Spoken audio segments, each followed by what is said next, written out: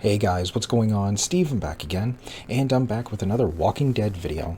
So I am continuing on with Theo Hunt's The Walking Dead Iceberg Explained 2024. This is my part 2. So the first half, very interesting. We covered different topics like the orange backpack. Seen that backpack everywhere. Carl's haircut, because he stopped cutting his hair right after his mother died, and his mother was the only one that cut his hair, so... And also to, cover his eye in later seasons. Different Easter eggs and stuff like that. We've had, Dale saved Herschel's life, because Dale wanted off the show much earlier than he was supposed to. So, things had to get changed so Dale could get ridden off the show, and Herschel kind of, took his spot. So yeah, a whole bunch of really interesting topics and stuff like that. So I'm looking forward to seeing what is going to be in the rest of the video and stuff as we get, I guess, deeper and deeper into the iceberg. I wonder if there's going to be some I don't know. So looking forward to it. All right, so anyways, let's get on to the video. Here we go. The Whisperers in Season 3.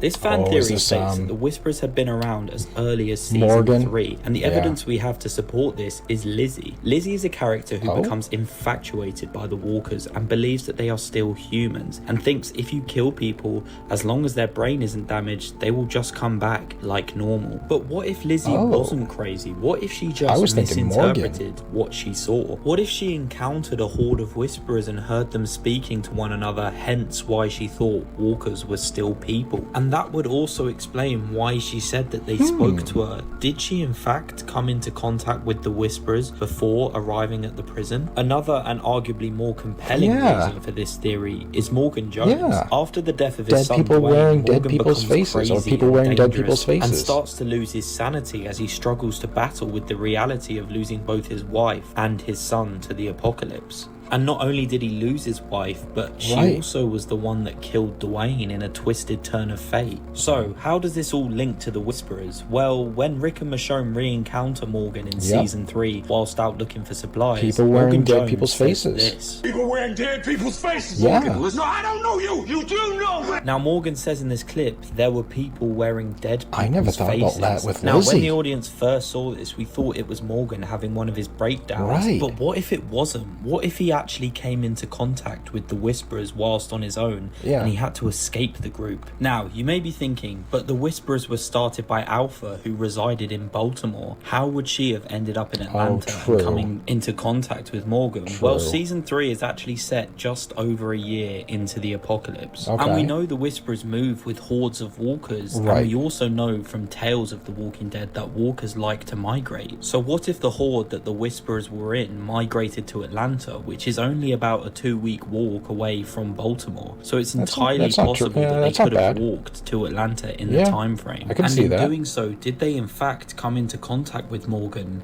And this is the reason he says but I never thought that about Lizzie.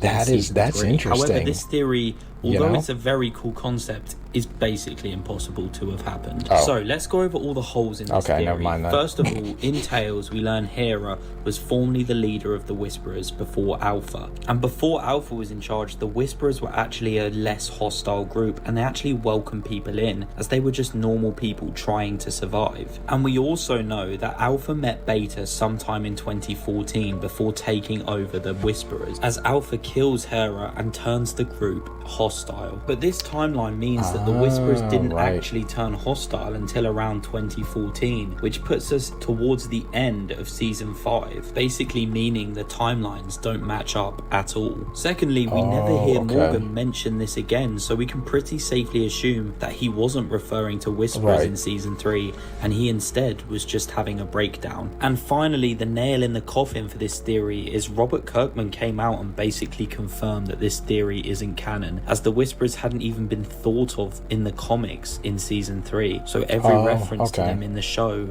from previous seasons is pure coincidence. Damn. Prop weapons. That still would have been interesting about Lizzie, though. Did you know that every single weapon in the show is a prop except one, and that's Michonne's katana? This is a real katana and it is extremely sharp, so Denai Guerrera has to be very careful on set when wielding this weapon. The Tank Walker.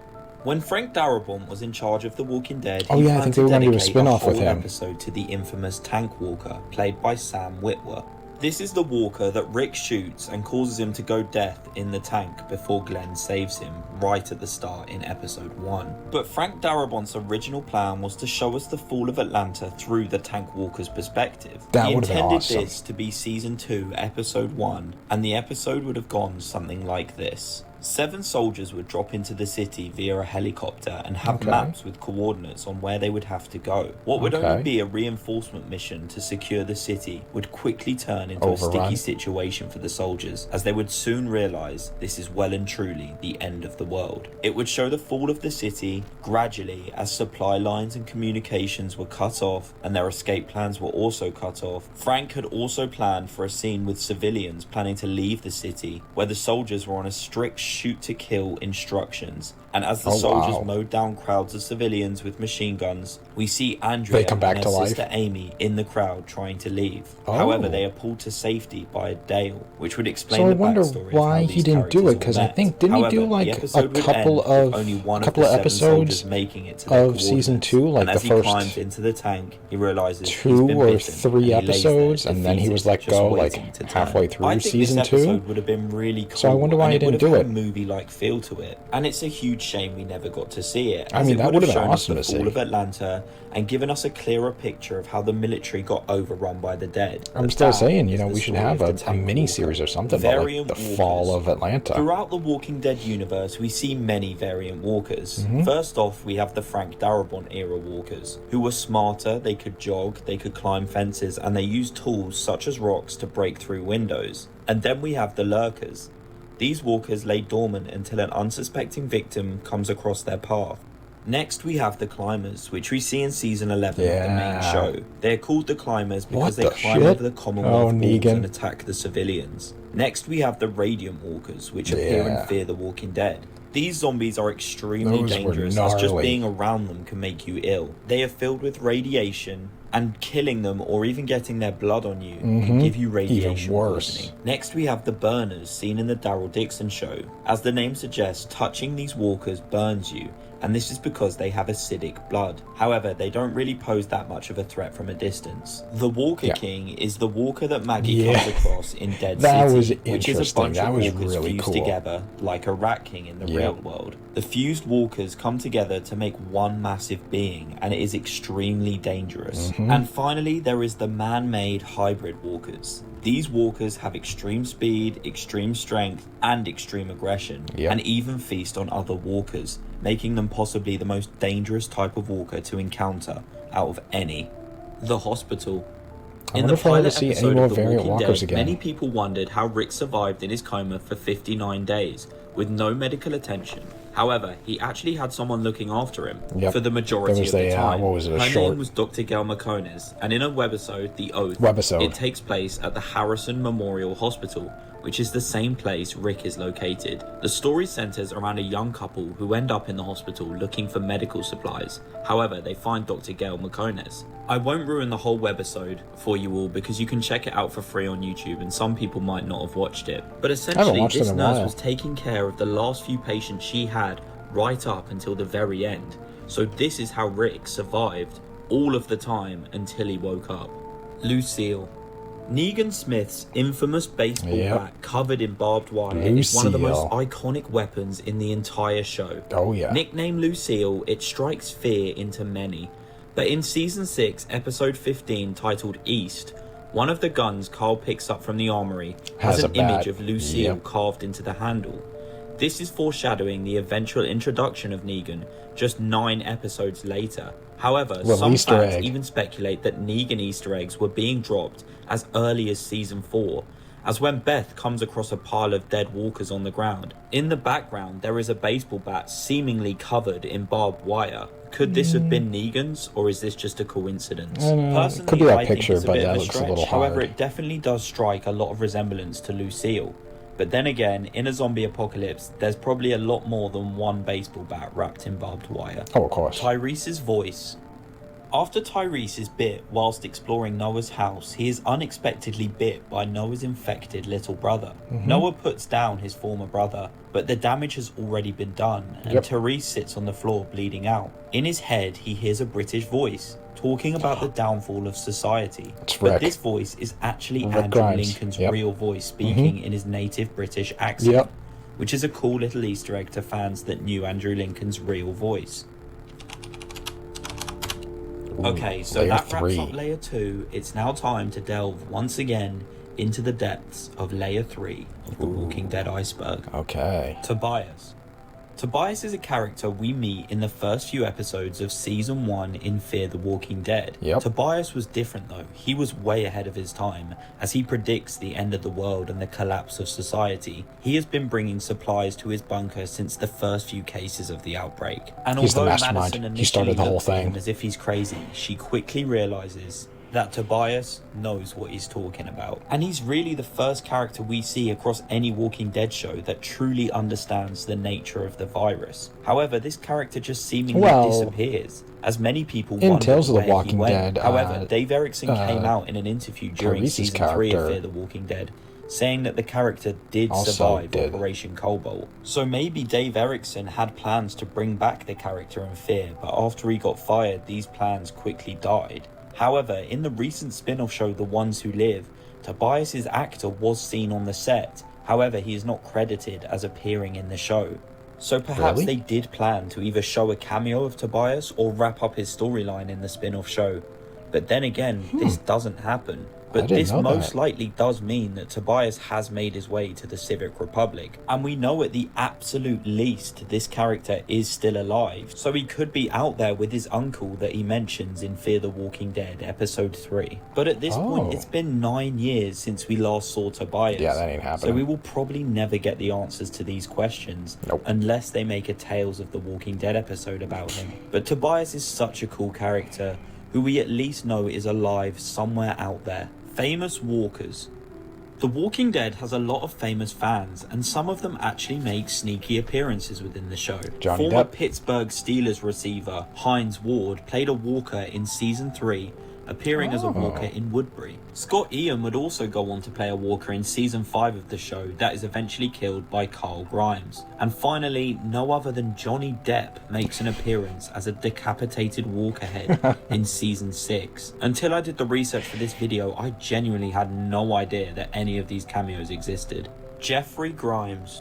Jeffrey Grimes is the younger brother of comic book Rick Grimes, and only appeared in a single issue titled The Alien. However, he is the same age as Laurie Grimes, and before the outbreak, him and Laurie were very good friends. He is the one that indirectly caused Rick and Laurie to meet. Jeffrey appeared to be friendly and a caring man who was often down on his luck. He seemed to have looked up to his older brother Rick, and Jeffrey always wanted to pay him back for all the times Rick was there for him, but he never got the chance. Seeing as we meet Jeffrey in the early days of the outbreak, he is very inexperienced with dealing with the undead. However, he still tries to remain brave and help a lady named Claudia to the dock to get back to America. However, he later saves Claudia's life from a walker, but at the cost of his own. Despite this, he states that it was the best day of his life as he got to meet Claudia, who he sees as his hero. I mean, it'd still be kind of cool to see that. Just imagine, like, in America. Rick seeing his brother. The reason I mention this is TV show Rick Grimes is unknown whether he has a brother or not. However, if he does, Jeffrey could be making an appearance in the universe very soon. See, Jeffrey Grimes lived in Spain, and with the Daryl Dixon show Book of Carol taking the characters to Spain, does this mean we will finally get to meet Jeffrey Grimes? It's an interesting fan theory, but it most likely will not happen due to a couple of factors. Number one, like the theories Rick of, Grimes has never mentioned the fact he has a brother. And Rick number having two, a sister. Jeffrey There was dies that in the theory. comics right at the start Andrea of the was like outbreak. a So in order for cousin, Daryl to meet or him Madison in was this his current sister, timeline, he would have or had Madison to and outlast his Andrea comic were book related. counterpart by All around those different 12 theories. years. However, saying this, it's not entirely out of the realm of possibility that this could happen. And with Season 2 of the Daryl Dixon show airing right now, it's only a matter of time before we find out. Beta.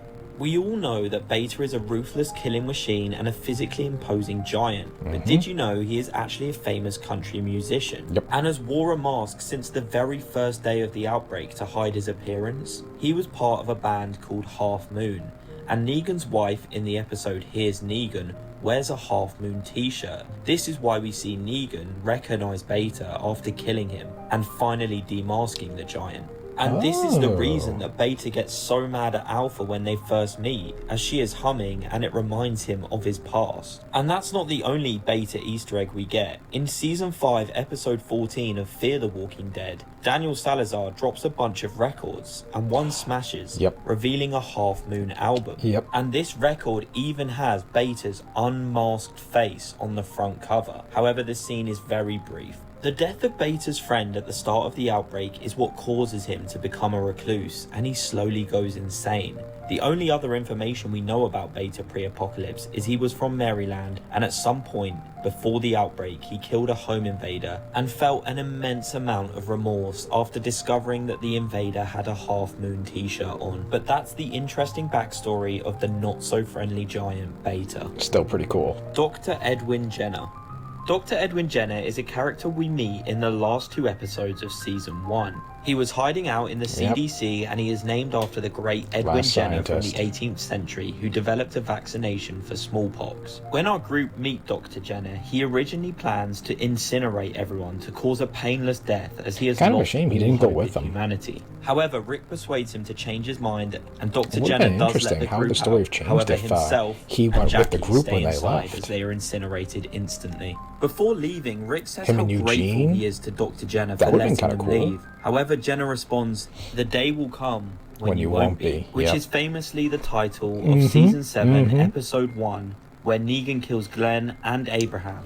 But I'm sure you all already knew this. However, in a post-credit scene from World Beyond Season 2, we learn that Dr. Jenner was working on a cure to short-circuit the brain. And what he tells our group about France being the last to fall is an outright lie, as they were one of the first nations to fall, as the wildfire virus that started the outbreak actually originates from a French lab, more specifically from the Primrose and Violet team. One theory suggests that the French were actually close to a cure at one point, but messed up and indirectly led to variant walkers. Either way, Daryl Dixon's Season 2 will hopefully reveal more information about this and the origins of the disease. Seems like they dropped and reveal that. more about the We don't even know what Primrose happened and with Violet this team. scene here. But we do know that Dr. Jenner was in constant contact with this French lab and could have known more You know, about the who was that virus guy than that he shot initially that, led on to our group. doctor and then she came Set back mishaps. and you know, During was slamming her Rick's shoulder iconic into Season 5 the speech steel in door that was Alexandria, bending. Michonne was due to pistol whip him in the back of the head in order to stop the speech. However, did you know that Denai Guerrera accidentally really did hit Andrew Lincoln, causing the back of his head to bleed? However, she still carried out the scene, and out of all of the takes, they used the one that she actually hit him in because it was the best. Andrew Lincoln isn't faultless himself though, as he accidentally broke Jeffrey Dean Morgan's nose during the filming of Season 8. And then there's the worst moment in the show's history, which is the death of John Berkner. The stuntman fell 20 feet into his head as he missed the mats and sadly died later in hospital. He was Dwight's stunt double, and Austin Amello stated it was the worst day of his life as he saw it unfold. May John Berkner rest in peace. The Red Machete. The machete with the red handle is one of the most iconic weapons in the whole Walking Dead. Rick uses this very weapon to brutally kill Gareth in the church. But did you know there is a whole backstory behind this weapon? So let's delve into the story of the Red Machete. We first see the Red Machete in the early days of the outbreak in the webisode Red Machete. It's located in a DIY store as a man tries to defend himself from a walker. He stabs it in the chest but is ultimately killed. And a girl called Mandy watches this event before her sister Alyssa and her father David catch up. After they take down the walker, they keep the machete, and this is where the weapon's journey starts. After this, David teaches Mandy how to use the weapon, but as the three go on a supply run for food, Alyssa is killed by a walker who grabs her by a hair. This is when David cuts Mandy's hair with the same machete and carves Mandy's name into the handle of the machete. Soon after, Mandy's father David is also bitten and dies. It's kind of crazy that like some of these Mandy weapons have had like very interesting journeys and stories of their own. By looters, one of them, named Derek, takes the machete and wraps the weapon's handle in red tape, covering up Mandy's name engraved on the weapon.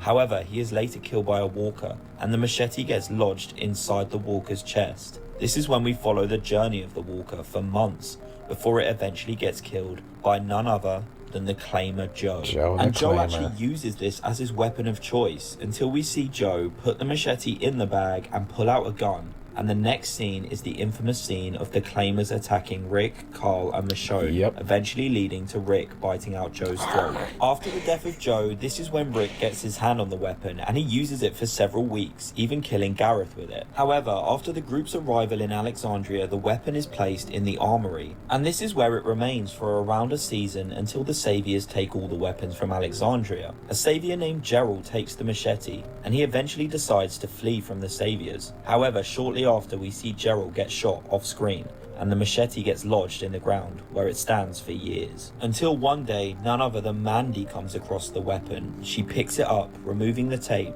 finding out it's the weapon that she owned right at the start of the outbreak. She removes the tape from the handle and heads towards her sister and father's grave, where she leaves the machete planted in the ground to honour her sister and father. However, right at the end of the webisode, we see the machete get picked up by an unseen person. So who picks up the machete? Well, some people believe that it was Lydia, who later hands the weapon to Alpha, as she can be seen wielding a machete in Season 10. However, in my opinion, this is a bit far-fetched, as the machete she has doesn't really resemble this one at all. And plus, in her Tales episode, I reckon they would have given us the Easter egg. I think that was a really good episode of Tales of the Walking Dead. So who do I think took the machete? Well, I'm not entirely sure, but I do think we will find out soon, as they are currently filming more Tales of the Walking Dead, which is essentially Season 2 of Tales. And we all know that recently the Walking Dead universe has become a sucker for fan service. Rick cutting off his hand like in the comics, Troy coming back for Season 8 of Fear. I reckon we will get an episode dedicated to the person that took this machete at the end of the webisode. However, that was the fascinating backstory to one of the most iconic weapons in the Walking Dead universe. Proctor John. Proctor John was the leader of a violent motorcycle gang pre-apocalypse who roamed around Southern California. We meet this character in Season 3 of Fear the Walking Dead, and he is a villain who plans to run trade routes from Mexico to Texas. He is also the leader of the El Bazar trading post, and is a menacing and cruel man who will stop at nothing to get his way. After his plans of dominating trade routes from America to Mexico is ruined by a heroic Nick Clark who blows up a dam in order to save his family, whilst also dropping one of the hardest lines in the whole of Fear the Walking Dead, which I will play for you now. I'm not negotiating, John. This is my suicide note. But another fun fact about the dam explosion is it happened the exact same day as the CDC blew up in the main show. But anyway, back to Proctor John. Proctor John was due to be a big part of Fear's story as a villain.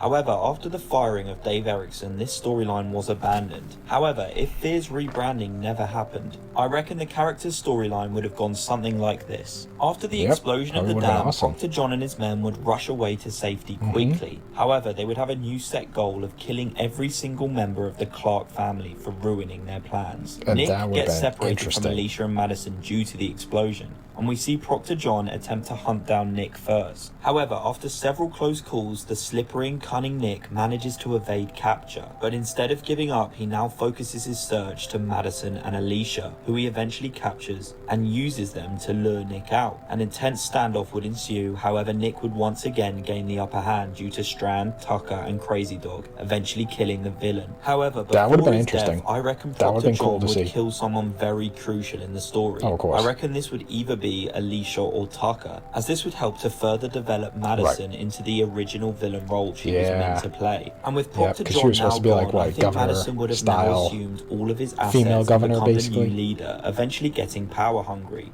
which would further cause tension between Nick and his mother, resulting in Erickson's original plan of Nick eventually being forced to kill his own mother. However, the storyline I just suggested would happen over the course of a single season, that being Season 4. Although this is me making an extremely rough prediction to what Proctor John's storyline could have looked like, it does make me sad to think of what Erickson's Fear could have become. There were so many stories left unfinished due to his departure, and Proctor John's is just one of these. And the actor who portrayed Proctor John, Ray McKinnon, did such a good job at making him feel so menacing and calculated, and having a season where a villain hunts down our characters would have made for some amazingly tense scenes. And it's such a shame that we never got to see the story of Proctor John play out.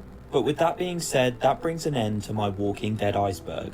I would like to say a huge thank you to Ty Swell for coming on the channel and helping me out with this video. And if you guys think I left anything off this iceberg, please do let me know down below in the comments. I made this video due to popular request and it took a lot of time and research, so that's why it's the only video that will be coming out this week. Really good. So please do like and subscribe if you enjoyed some of those things I did not know. I would like to thank everyone who suggested points for this video on my community page, and to channel member Roderick Hare for his Dr. Jenner suggestion. But again, thank you so much for watching. Hopefully he'll do another one and I'll more see you updated next with time. all the shows. Goodbye.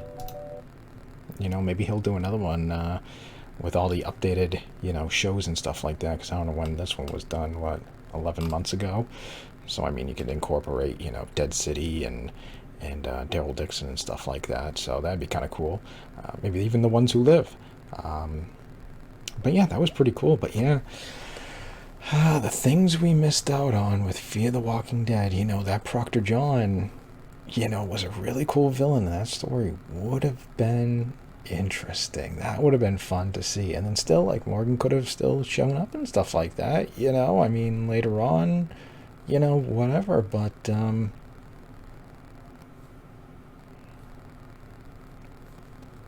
it is what it is, you know. It's a shame what happened, you know. It makes you think, like, what would have the shows have been, you know, had Frank Darabont not been fired and Dave Erickson not been fired? What would Fear the Walking Dead have looked like? I mean, obviously we would have seen, you know, Proctor John doing all that stuff, and then Madison turning into like a female governor and stuff like that, and then how would the show have, you know, played out from there? Same thing with The Walking Dead. Had Frank stayed on, you know, obviously, I guess Herschel would have died, Dale would have stayed. You know, what would his governor storyline look like? What would his Negan storyline look like? Would have, you know, Jeffrey Dean Morgan been Negan, or would it have been someone else? You know, it just makes you think, like what if? What would have happened? How would the show been different? You know, would it have been good? Would it have been bad? You know, I mean, maybe some, you know, like Scott Gimple, you know, we've gone through it many times. Like, it seems like he can do like 2, maybe 3 seasons, and then like that's it, you know, because once he took over, like, yes, the show was going up and stuff like that, and the episodes were really good, but then I don't know, maybe he's only got like, I can only do like 2-3 seasons, and then like that's it, I can't do anymore, because then, you know, season 7, season 8, you know, just started to go completely downhill. Even though I thought, you know, some of season 8 wasn't that bad, the second half of season 8 was still pretty good and stuff like that, but you know, I don't know if Frank would have had, you know, that in him to do, like, obviously he ducked out before, well, he got let go before they started to do the 16 episode seasons, you know. How would he have handled doing 16 episodes, which I think is a lot? I mean, not complaining, you know, a lot of shows nowadays, like, maybe 10 episodes. Like, there's shows that are like 6 episodes a season, 8 episodes a season. It's like, that's it, you know. So it's one of those things, like, too many, too few. Where's a happy medium, you know what I mean? Like, I know right now a lot of people are not happy with Wednesday on Netflix, you know, because we've waited, what, 3 years, and we're getting 8 episodes, and it's split into two halves. You know, I guess the first half is now, and I guess the second 4 episodes are, I don't know, in like another month or 2 away. It's like, but really, we waited 3 years, and we're getting only 8 episodes. 3 years for 8 episodes. Like, what? Stranger Things? Okay, I understand. Okay, because each episode is like 2 hours long or something like that. Stranger Things final season run times. Let's see, runtime and length. There we go. Yeah, Stranger Things, Season 5, runtime length. Oh, this was teased. Yeah, here we go. So we're getting 8 episodes for the final season of Stranger Things. And yeah, the first episode is 2 hours and 10 minutes. Episode 2 is 2 hours and 25 minutes. Episode 3 is 1 hour and 55 minutes. Episode 4 is 2 hours and 5 minutes. Episode 5 is 2 hours and 15 minutes. Episode 6 is 2.5 hours long. Episode 7 is 2 hours and 40 minutes. And then, of course, the final episode is 3 hours. 3 hours for the final episode of Stranger Things. Understandable. Understandable why it took, so long. Because, I mean, each episode is like at least 2 hours long. But still, like, Wednesday and stuff like that, like the episodes like, 45 minutes. I waited 3 years for that. But anyways, trying to bring it back, would Frank have been able to handle 16 episode seasons and stuff like that? What would have happened? Would have been a lot more filler episodes, which, there was quite a few filler episodes and stuff like that. Obviously, you got to try to stretch out some of the storyline to fill these 16 episodes and stuff. Or would he have made it work, We don't know how things would have gone, but, it just makes you think, what would have happened had Frank and Dave stayed on their shows? Would we have gotten some of those iconic episodes? The Grove. Would we have gotten that? Would we have gotten like the wolves attacking? I'm trying to think of like some of these other, iconic episodes and stuff like that. Would we have gotten those? Maybe, maybe not. Or would we have gotten other iconic episodes and stuff like that? Maybe we wouldn't have got the Grove, but we would have got something else. Just makes you think. But yeah, Jeffrey Grimes, that was another one.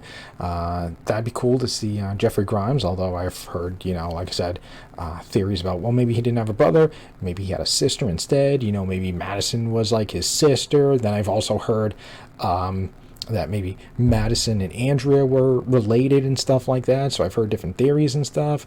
I mean, hey, I think it'd be kind of cool. Doubtful we'll ever see anything about Jeffrey Grimes, but it would be cool. I think they've already named what's his name's character in Daryl Dixon season 3, so it's not Jeffrey Grimes, but I don't know. Hopefully an interview or something like that, or hey, that actually would have been cool at Comic-Con, bring that up, like, hey, are we ever going to see like Jeffrey Grimes? Get an answer, or at least put that thought in Scott Gimple's mind, like, could do something with Jeffrey Grimes. Bring him back. Or bring him on the show, or some way, somehow. Then you got a Rick and Jeff reunion. And then Daryl shows up, like his other brother and stuff, like, put that thought in his mind. And then, of course, all the weapons, or the red machete and stuff like that. That's kind of crazy that, like, a weapon has, like, its own journey and story from where it's been to where it is now. That's pretty cool, I'm going to have to watch those episodes again, because I haven't seen those in a while. So I do want to see, about, the doctor was taking care of Rick, and, of course, the red machete one. So I'll have to watch those again. But hey, there we go. So there is The Walking Dead Iceberg Explained 2024, my part 2. Let me know what you guys think. What did you guys think about the whole thing? Was there any of these little clips and stuff like that you didn't know? I think that one with Lydia and the Whisperers. I mean, not Lydia. Lizzie. Lizzie and the Whisperers. That was, kind of interesting. Like, maybe. He had me going there at the start, like, wait a minute, I didn't think of that. Like, what if she did come across them? It just makes you think. But then, that that balloon popped right there at the end. But yeah, let me know what you guys think. Let me know if any of these caught you off guard, that you didn't know and stuff like that. Let me know. So anyways, other than that, I hope you guys enjoyed the video. If you did, hit that thumbs up button. That'd be awesome. Remember, feel free to subscribe to my channel. And of course, leave me all your thoughts and comments. And of course, if there's any videos you guys want me to check out, let me know down below in the comment section, and I'll be happy to make a video on it. So other than that, yeah, just stick around. More videos are on the way, and I will see you guys next time.